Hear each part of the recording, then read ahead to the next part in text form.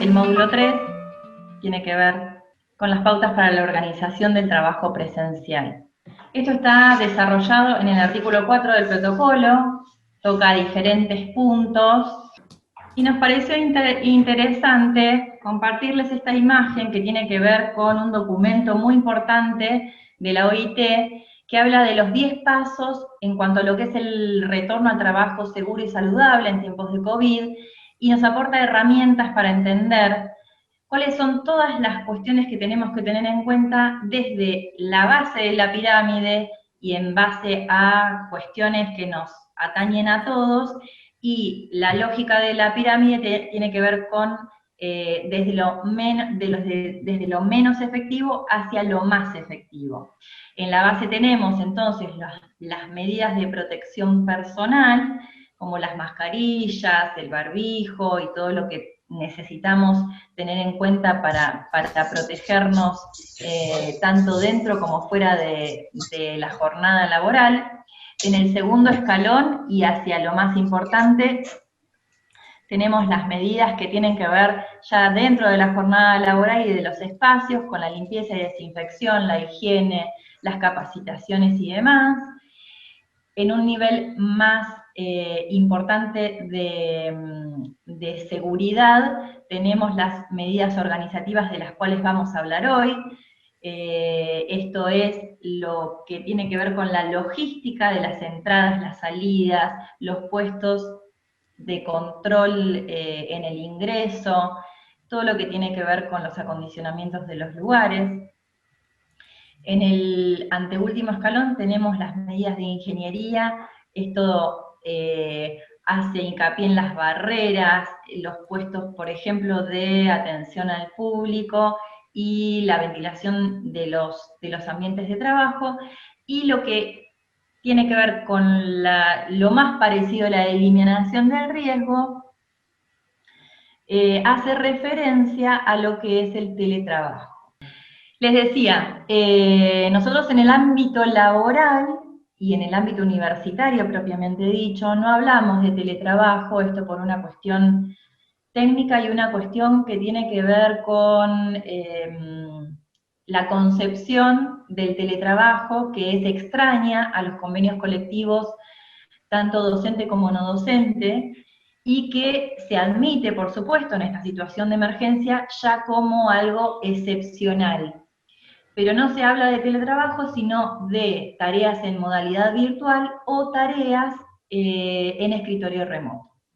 Esto es como fundamental para refrescar y para tener presente que en lo que es el regreso al trabajo presencial, vamos a tener que tener en cuenta este marco, que aún estamos en una emergencia sanitaria, más allá de que hoy estamos en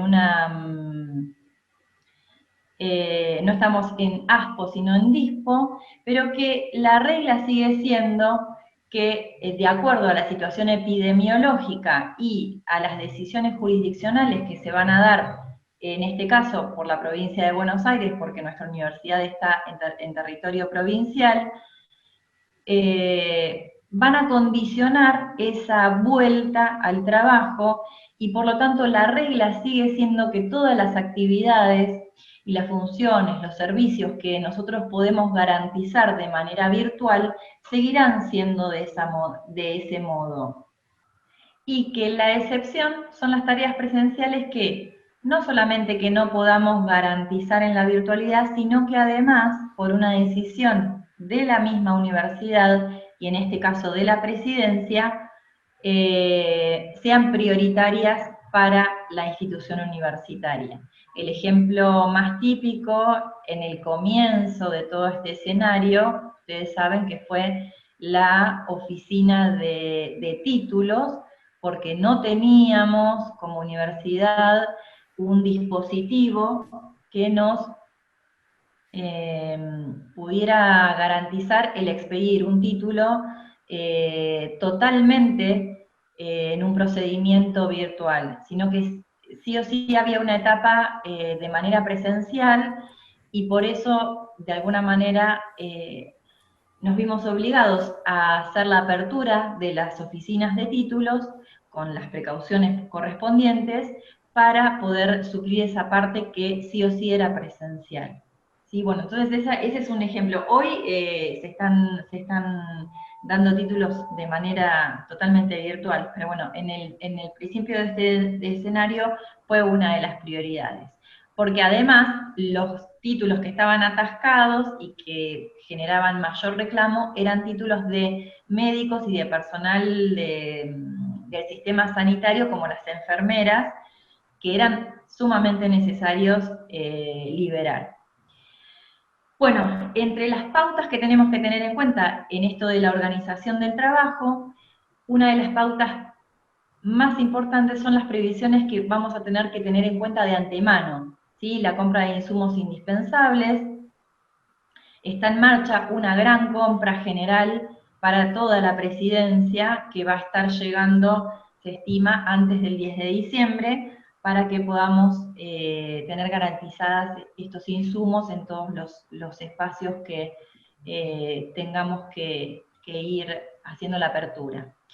Los productos de limpieza, los productos para uso en las oficinas, alcohol en gel o alcohol líquido, el jabón para los baños, elementos de protección personal, todo esto va a tener que ser materia de charla y de articulación, porque por ejemplo los guantes no son indicados para cualquier actividad, porque son contraproducentes, entonces eso requiere una articulación y una charla y hasta una capacitación con la gente de seguridad e higiene.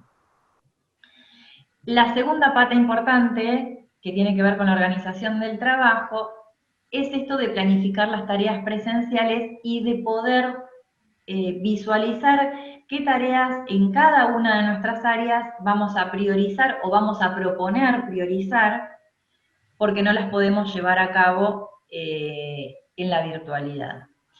Esto debe hacerse en grupos y de manera gradual. La entrada y salida escalonada hace referencia a que no es recomendable poner un exclusivo horario de ingreso, como nosotros estamos habituados en la universidad, sino que la idea es que un grupo entre a las 8, otro grupo entre a las 9, y no se colapse la entrada ni el control del ingreso. La otra parte importante es la convocatoria del personal. Ustedes saben que en este escenario todo es muy complejo y tenemos que tener permanentemente en cuenta que va a haber grupos de riesgo dentro de nuestros equipos de trabajo que no van a poder volver hasta que el escenario de emergencia sanitaria sea otro, o hasta que podamos disponer de una vacunación masiva que ya no ponga en riesgo a las personas que tienen un factor de riesgo o una enfermedad de base. En esto de los grupos de riesgo vamos a volver en la segunda parte de la charla con Analía. El transporte propio sería lo ideal. Si no podemos articular esto, tenemos que tener en cuenta que el transporte público, si bien está habilitado para la gente que incluye los trabajadores esenciales, no sería recomendable que tengan que recorrer distancias muy largas o que tengan que hacer transbordo tren micro o micro más otro micro. Bueno, esas son pautas que también nosotros tenemos que tener en cuenta hacia lo que es la organización de ese grupo de trabajo que vamos a estar disponiendo o vamos a estar tratando de armar.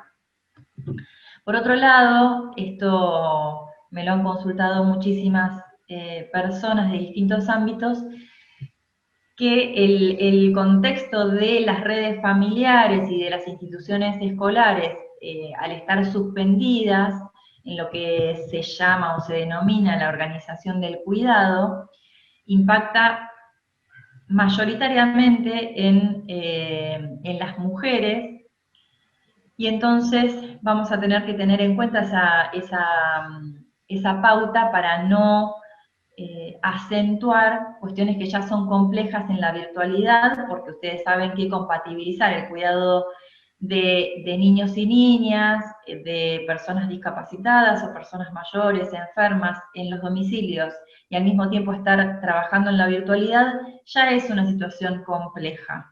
Ahora, si nosotros necesitamos que esa persona tenga que reintegrarse, así sea 1 o 2 veces por semana de manera gradual, vamos a tener que llegar a un acuerdo y estar en un diálogo en cuanto a las posibilidades que tenga esa persona. Lo ideal sería que otra persona que no tenga esa situación pueda, digamos, cubrir la presencialidad, y que las personas que no puedan de ninguna manera compatibilizar la presencialidad con el cuidado de niños y niñas, lo sigan haciendo de manera virtual. Todas estas pautas que están muy bien explicadas en el protocolo y que yo no los quiero aburrir, pero son varios casos, inclusive es muy común que haya matrimonios o parejas que ambos trabajan en distintos ámbitos de la universidad. Tienen que estar encarados con perspectiva de género. ¿Cómo se entiende esto? Simplemente con lo que es el diálogo, con el diálogo con la persona, si no hay otra manera. Y la aplicación efectiva del criterio de corresponsabilidad con la participación de los varones en el trabajo de cuidado no remunerado, porque la organización familiar es la organización familiar y es propia de cada familia. Por lo tanto, nosotros vamos a tener que estar indagando si quizás la mujer puede organizarse 1 o 2 veces por semana y venir a trabajar, y entonces de esa manera garantizamos la función que nosotros necesitamos priorizar en nuestras áreas. Y si no es así, ver otra posibilidad, de las cuales todas se mencionan muchísimas de las opciones y se mencionan varias soluciones. No me quiero detener porque este material está disponible en el aula, pero sí saber que el criterio de corresponsabilidad tiene que ver no con decir, bueno, yo no voy a convocar a las mujeres porque están muy ocupadas con el cuidado de sus niños o niñas o niñes en su casa, sino de acordar si tienen posibilidades o no. Ese sería el criterio que debemos seguir como institución universitaria para no acentuar esto de que la carga generalmente cae en un 90%, por no decir en un 100%, sobre las mujeres. La otra pata importante, otro de los pilares, tiene que ver con la capacitación de los trabajadores. Ustedes estamos compartiendo en estos encuentros las normas básicas que las conocemos todos a esta altura del partido, pero que nunca está de más repasarlas. Y por otro lado, hay casos específicos ante casos sospechosos o confirmados, que vamos a repasar con Analía, en los ámbitos de trabajo. Asimismo, actividades y puestos específicos que van a necesitar capacitación porque son puestos nuevos, como por ejemplo el puesto de ingreso o el puesto que necesita algún acondicionamiento especial como cualquier atención al público, ¿sí? Y también se relaciona esto último con la adecuación de los espacios físicos, ¿sí? Las entradas, la circulación de la gente, las áreas en funcionamiento que vamos a priorizar o no. ¿Por qué? Porque esto impacta, no es lo mismo que estemos hablando de 100 trabajadores en la presidencia, que va a impactar en cuánto personal voy a tener que tener disponible para la limpieza de los baños, cuánto personal voy a tener que tener disponible para el control de ingreso, cuánto personal voy a tener que tener disponible si sucediera una situación crítica, ¿se entiende? Entonces, una cosa va atada a la otra, y entonces tenemos que estar comunicados para estar sabiendo de antemano cómo nos vamos a ir reintegrando, escalonadamente, que es lo recomendable. Y el acondicionamiento de los puestos de trabajo también tiene íntima relación con esto que venimos desarrollando. En definitiva, la organización del trabajo requiere de acciones concretas y planificadas, esa sería la idea, y en lo que tiene que ver con nosotros, ya como directores y cabeza de equipo de cada área, definir los responsables, ¿sí? Nosotros la semana que viene les vamos a estar haciendo llegar una guía para que ustedes nos vayan informando esto, pero ya con pautas que de antemano nosotros vamos a ir armando para que les resulte más fácil poder aportarnos cierta información. Esto de definir los responsables impacta doblemente porque vamos a tener que estar comunicados con nuestro grupo de trabajo para saber quiénes vuelven, cuántos vuelven y con qué frecuencia. A los fines organizativos ya no con el grupo de trabajo, sino con la presidencia en su totalidad. Los superiores responsables están pensados de esta manera en el protocolo: un responsable titular y un suplente de cada área de trabajo, por si nos pasara algo a las cabezas de los equipos, si tuviéramos que estar aislados por un contacto estrecho, un caso sospechoso, lo que sea, que no nos quedemos sin poder articular esto, y un responsable titular y un suplente en cada facultad, colegio, dependencia. Esto es lo que dice el protocolo en términos generales.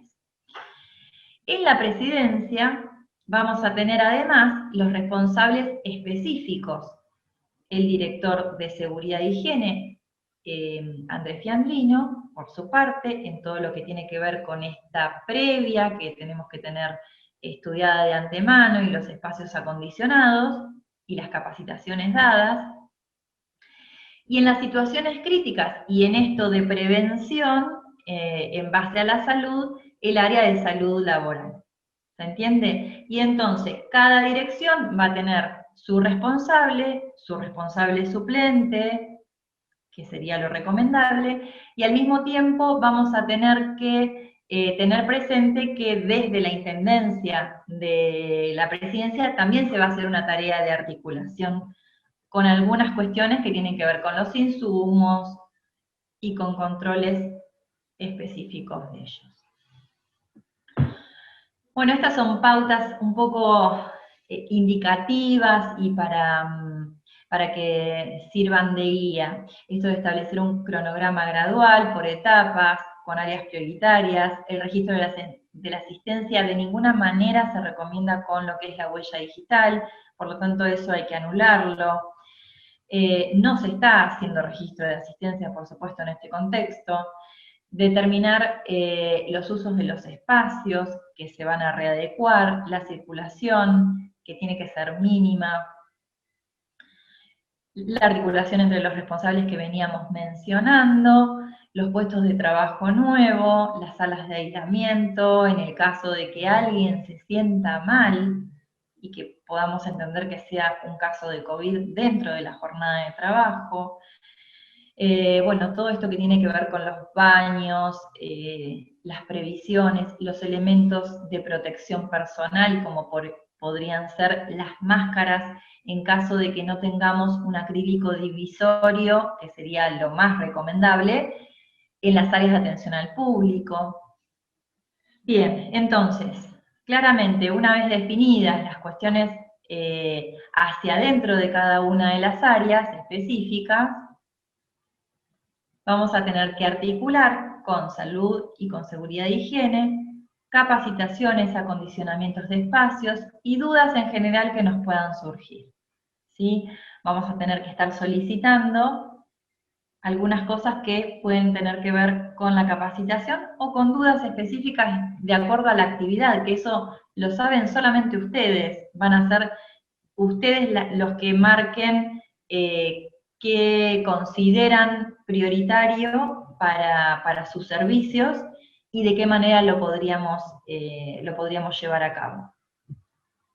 Esto tiene que ver directamente con lo que desarrollamos en la primera parte del primer encuentro en cuanto a lo normativo del marco que hicimos y de los sistemas de gestión de la seguridad y la salud en el trabajo. Si bien nosotros hoy en la universidad no tenemos formalmente armado un sistema de gestión de salud y seguridad en el trabajo, sí estamos trabajando con estos principios, ¿no? De la participación de los trabajadores y de la participación de todos y cada uno de los sectores. Y acá me parece que es importante detenernos en esto. La participación de los trabajadores siempre es a través de sus representantes. Por lo tanto, no es que cualquier trabajador puede venir a opinar, no. Los canales son a través de sus representantes, en este caso, los representantes que trabajaron en la comisión mixta de CIMAC, y a su vez, en lo que es la implementación, tengamos en cuenta que hay delegados, no docentes, y entiendo que delegados y delegadas también docentes, no sé si en todos los espacios, pero sí los hay, específicos de CIMAC. Entonces, van a estar colaborando con las gestiones propias en las que se pueden sumar. Por supuesto que la decisión siempre y la responsabilidad siempre está en cabeza del sector empleador, o sea, nosotros. Pero no hay que dejar de tener en cuenta esto porque, por ejemplo, se articularon cuestiones que son muy importantes, como por ejemplo, al tener información y hacer circular la información de cuáles son las áreas que prioritariamente están trabajando desde siempre porque nunca cortaron, como por ejemplo las áreas de servicios generales, se gestionaron las máscaras que se hicieron conjuntamente en un proyecto entre la universidad y ATUL, las máscaras protectoras para las personas que están en contacto permanente, como lo que es la guardia edilicia y lo que es atención al público en ciertas facultades. Y eso fue una gestión que se articuló en conjunto con los delegados de CIMAT.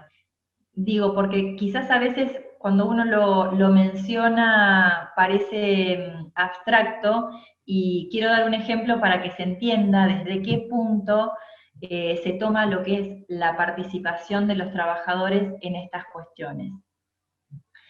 Lo primero que tenemos que tener en claro es que la información como punto básico tiene que circular en todos los niveles. Y nosotros estamos haciendo estos encuentros porque entendemos que en el primer nivel que tiene que circular y que tenemos que tener claro en situaciones críticas qué es lo que tenemos que hacer, es en el nuestro, ¿no? En el sector empleador, en este nivel como superiores jerárquicos y con responsabilidad hacia nuestros grupos de trabajo.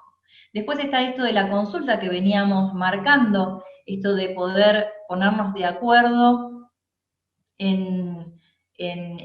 hacia nuestros grupos, con quién podemos contar y con quién no, en lo que es la presencialidad, y seguirá trabajando en la virtualidad.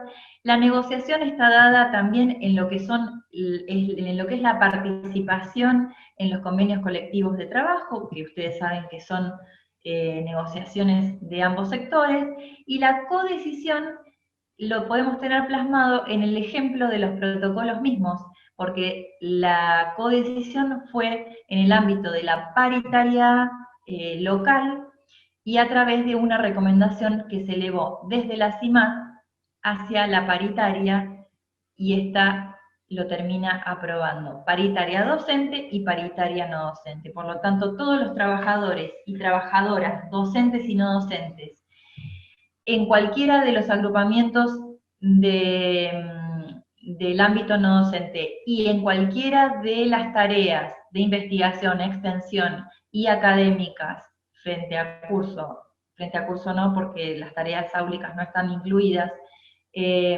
docentes están contempladas en los dos protocolos. Bueno, esto hace a la reafirmación de la comunicación, sobre todo en situaciones críticas, entre los responsables de aplicar el protocolo y con los grupos de trabajo y los delegados. Y por supuesto con salud laboral.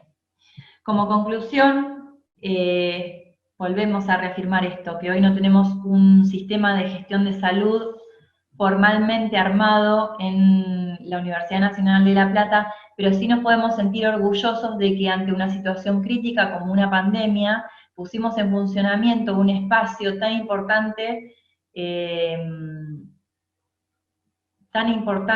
como el de la CIMAC, en el cual sector empleador y sector trabajador y todos y cada uno de las especialidades que entendíamos que tenían que participar en esto, fueron convocados para emitir su opinión, su aporte. Una vez que nosotros terminamos con el procedimiento de la elaboración de los protocolos en términos de un borrador que había salido de la comisión de CIMAC, esto circuló en principio por las autoridades de la universidad y fue Fernando Tauber el primero que participó en esto de los aportes, las sugerencias, las correcciones y esto cómo lo vamos a implementar en tal o cual facultad, cómo lo haríamos, en qué momento, los vicepresidentes, las áreas de administración y finanzas que acompañaron todo el proceso, el área de legal y técnica con Rafa a la cabeza, Julio Mazota permanentemente.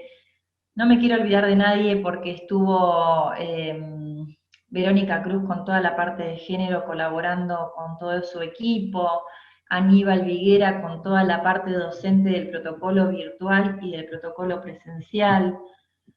No sé qué me estás apuntando, Dani, si me estoy olvidando de alguien, seguramente me estoy olvidando de alguien. Fueron muchas las personas que colaboraron, se hicieron consultas tanto a través de Andrés Fiandino y a través de Analía Volpi con la doctora González Ayala, que ustedes saben que es una científica indiscutible a nivel nacional, y entonces con ella consultábamos las cuestiones que por ahí nos generaban alguna duda. No, no porque Analía y Andrés no las supieran, sino porque a veces el poder bajar una norma general hacia lo que es el espacio de nuestra universidad, que es tan complejo, con tantas facultades, con tantas características diversas, es difícil de consensuar y de implementar. Entonces, bueno, en base a ciertas cuestiones que se nos generaban como dudas, íbamos acudiendo a cada referente en cada una de las especialidades que entendíamos que tenían que participar. Seguramente nos habremos olvidado de alguien y seguramente este es un protocolo que va a tener que complementarse con otras cuestiones. Pero sépanlo porque es importante, porque esto se trabajó de manera conjunta desde un principio y entendemos que esa es la lógica de trabajo de estas cuestiones que nos atraviesan como comunidad universitaria a todos por igual, ¿sí? Dicho esto, Lore, no sé si hay... Sí, te hay escucho. Norma Manchaterra, no sé si Norma lo querés decir, lo querés leer, o escribió en el chat una pregunta. No sé si Norma querés A ver, Norma, Y preguntarle a...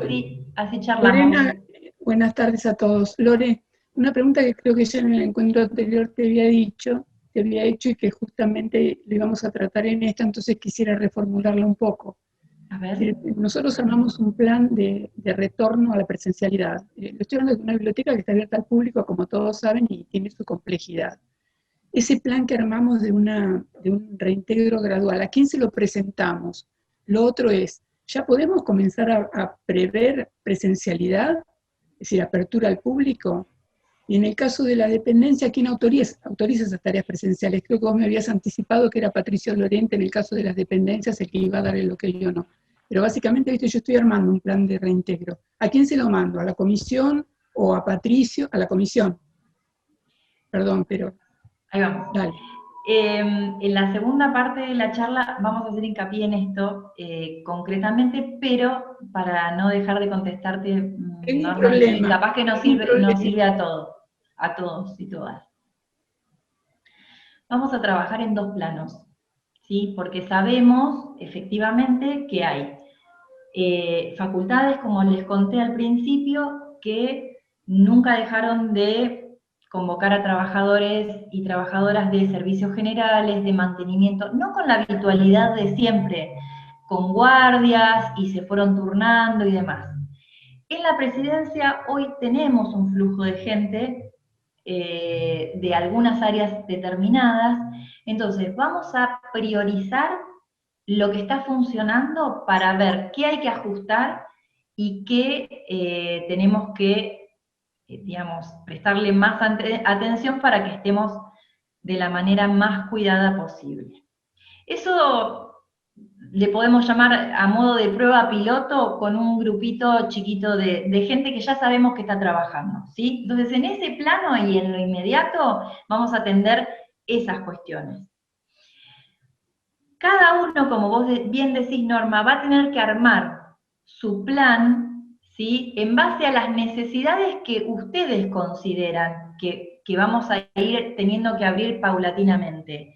Y eso lo pueden mandar directamente a Seguridad e Higiene. Por ahí lo más recomendable es que lo manden a la prosecretaría, porque la prosecretaría va a ir a Patricio y a su vez, si tuviéramos que hacer algo que con respecto a salud, va a ir a salud, y si tuviéramos que acondicionar algún espacio, va a ir a seguridad e higiene. Ese sería el canal de comunicación, ¿sí? Pero va a haber que requiere una autorización previa a nivel político, porque no podemos abrir todo a la vez. Entonces vamos a tener que ir armando un cronograma en base a las propuestas de cada uno y en base a que vayamos pudiendo atender cada espacio en cuanto a los acondicionamientos que se requieren y a los insumos y demás. La charla pasada estuvimos hablando mucho del tema del canal, son actividades muy específicas, entonces vamos a tener que trabajar con ajustar protocolos específicos que exceden exceden las normas generales que se plasmaron en el protocolo general, ¿sí? No se piensa abrir espacios, por cuestiones de agenda. Patricio hoy no puede estar con nosotros, pero sí estuvo la semana pasada. Yo creo que esto se los comenté, ya vengo dando tantas charlas que no me acuerdo qué dije en cada charla.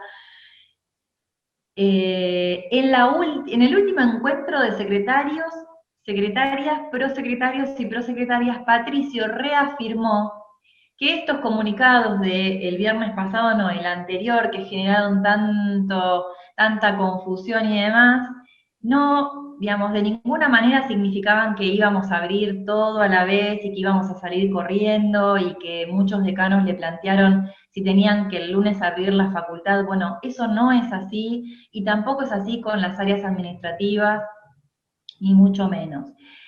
Esto que nosotros estamos armando y que queremos de alguna manera planificarlo con cierto tiempo, seguramente va a ser, digo seguramente porque acá no hay certezas, hasta que no haya una vacuna. Bueno, en el mientras tanto, tenemos que estar preparados para que en esta transición, si de acuerdo a las normas epidemiológicas y a lo que tiene que ver con la aprobación de estos protocolos específicos, podemos ir ampliando actividades, como por ejemplo la librería, que se me ocurre en este momento, que podría llegar a ser, que la semana pasada alguien dijo el tema de la librería. Bueno, tenemos que estar preparados. Si esa situación se da, tenemos que tener un plan de cómo volver y con quiénes volver y con cuántas personas y cómo sería. En el mientras tanto, estamos en diciembre, lo que se va a priorizar son, acá está Natalia, las áreas contables que tienen una movida tremenda, ustedes saben, hacia fin de año. terminan como locos. Yo he trabajado en económico financiero, que el cierre de ejercicio y que demás, y que tienen que rendir, bueno, y requieren la presencialidad. Entonces, se van a priorizar esos espacios que son críticos, ¿sí? Por eso digo que vamos a hablar de dos planos, de lo inmediato, lo que ya estamos trabajando, y lo otro que tiene que ver con que ustedes eleven y tengan preparado para el momento que decimos, bueno, arrancamos con tal, tal y tal área, saber cómo lo vamos a organizar. ¿Se entiende el planteo?